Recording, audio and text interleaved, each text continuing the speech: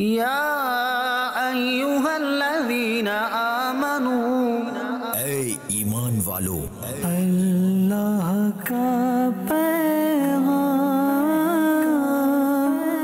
مومنوں کے نام۔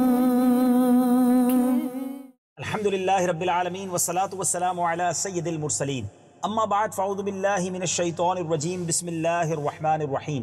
الصلاة والسلام علیکہ یا رسول اللہ وعلی آلک واصحابک یا حبیب اللہ، الصلاة والسلام علیکہ یا نبی اللہ وعلی آلک واصحابک یا نور اللہ۔ میٹھے میٹھے اسلامی بھائیوں اور مدنی چینل کے ناظرین، سلسلہ ہے اللہ کا پیغام مومنوں کے نام، اور اس مبارک سلسلے میں ہم قرآن پاک کی ان خوبصورت آیاتوں کو شامل کرتے ہیں جس میں ہمارے رب عز و جل نے ہم سے براہ راست کلام کیا ہے۔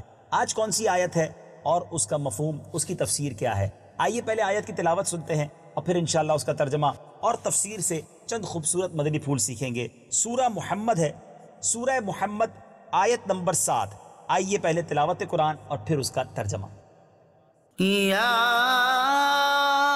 ایہا الذین آمنوا ان تنصروا اللہ ینصرکم ویثبت اقدامکم۔ ترجمہ کنز العرفان۔ اے ایمان والو، اگر تم اللہ کے دین کی مدد کرو گے تو اللہ تمہاری مدد کرے گا اور تمہیں ثابت قدمی عطا فرمائے گا۔ یا ایہا الذین آمنوا ان تنصروا اللہ ینصرکم۔ اے ایمان والو، اگر تم اللہ کے دین کی مدد کرو گے اللہ تمہاری مدد کرے گا۔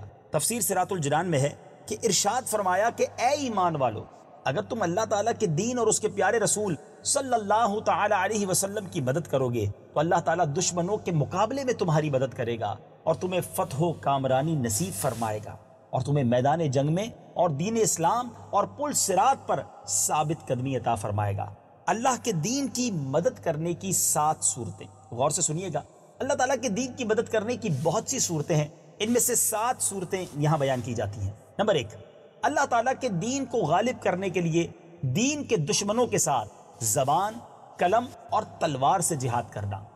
نمبر 2، دین کے دلائل کو واضح کرنا، ان پر ہونے والے شبہات کو زائل کرنا، دین کے احکام، فرائض، سنن، حلال اور حرام کی شرح بیان کرنا۔ نمبر 3، نیکی کا حکم دینا اور برائی سے منع کرنا۔ نمبر 4، دین اسلام کی تبلیغ و اشاعت میں کوشش اور جد و جہد کرنا۔ نمبر 5، وہ قابل اور مستند علماء جنہوں نے اپنی زندگیاں دین کی ترویج و اشاعت کے لیے وقف کی ہوئی ہیں، ان کے نیک مقاصد میں ان کا ساتھ دینا۔ نمبر 6، نیک اور جائز کاموں میں اپنا مال خرچ کرنا۔ نمبر 7، علماء اور مبلغین کی مالی خیر خواہی کر کے انہیں دین کی خدمت کے لیے فارغ البال بنانا۔ نوٹ، ان 7 صورتوں کے علاوہ اور بھی بہت سی صورتیں ہیں جو اللہ تبارک و تعالیٰ کے دین کی مدد کرنے میں داخل ہیں۔ یاد رکھیے کہ بندوں سے مدد مانگنا شرک نہیں ہے، کیونکہ اللہ تعالیٰ غنی اور بے نیاز ہے، اسے نہ بندوں کی مدد کی حاجت ہے، نہ ہی وہ اپنے دین کی ترویج و اشاعت اور اسے غالب کرنے میں بندوں کی مدد کا محتاج ہے۔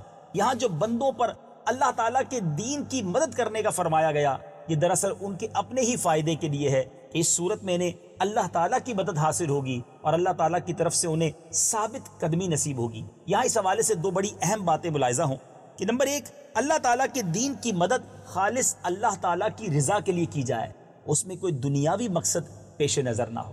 نمبر 2، اس آیت سے معلوم ہوا کہ اللہ تعالیٰ کے بندوں کی مدد لینا شرک نہیں، کیونکہ جب بندوں کی مدد سے غنی اور بے نیاز رب تعالیٰ نے بندوں کو اپنے دین کی مدد کرنے کا فرمایا ہے تو عام بندے کا کسی سے مدد طلب کرنا کیوں شرک ہوگا؟